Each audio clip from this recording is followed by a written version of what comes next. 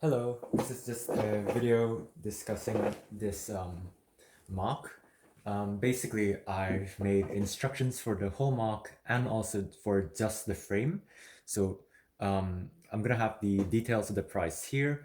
They include the whole thing with all of its accessories, the stand, and the XML files. So these files you can just copy paste onto Bricklink and you can instantly buy all the parts you need to make the mock. The instructions are also they're organized. So if you want to make just the frame, you can. If you want to make just the head, just the arm, just the whatever, you can as well, and you can do so fairly easily. Um, so I put a lot of effort into it. So if you are interested, please let me know. And just DM me on Instagram and I'll reply and do the rest. Um, so this video is mainly going to be talking about the creation process of the frame itself and the pros and cons that come with the frame, because there are lots of complexities with building this large and trying to get maximum range of articulation.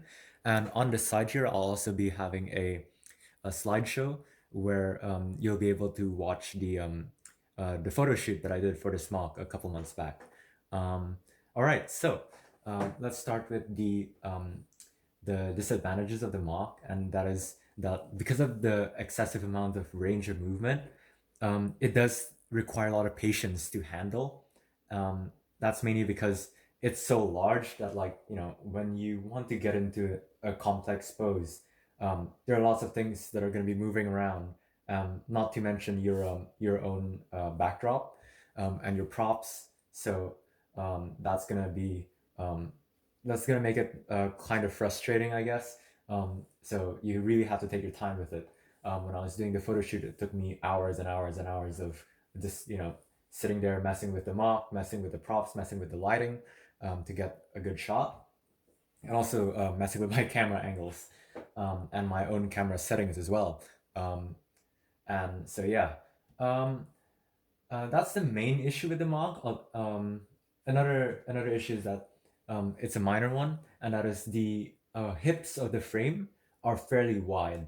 And with the nature of how I did the thighs and the thigh joint, it's I don't really see any possible way of reducing the width while keeping the same articulation setup. So that's one of the limitations of this mock, and that is the hips are always going to be at least this wide. There are some ways to sort of counter that. So what you can do is you can make the armor here a bit thinner, so put less armor on this side, and then put more armor here. That will give the illusion of the legs being closer together, and that'll sort of help with the overall proportions. But for this mock, I didn't mind it too much just because it's a female mock, and having female characters with wide hips isn't a big issue. And also, all right, so now let's go to the pros of the frame. One of my favorite things about the frame is the fact that I've incorporated a lot of flat surfaces on the limbs, and that makes it a lot easier to put armor on it and to decorate it. So once you have the frame and you have a concept and you have your parts that you think, um, normally when I mock, at least, I choose the color, and from that color I have a selection of parts, and then I start basically trying to fit the parts on the frame and seeing if that'll work based on what I'm trying to do. Um, that really the flatness of the surfaces really helps with that process. So for example, the thighs, they're like a cuboid, so there's a flat surface here, a flat surface here, and it's kind of empty in this section, so that means you can just put any flat thing on there and it'll just cover it up.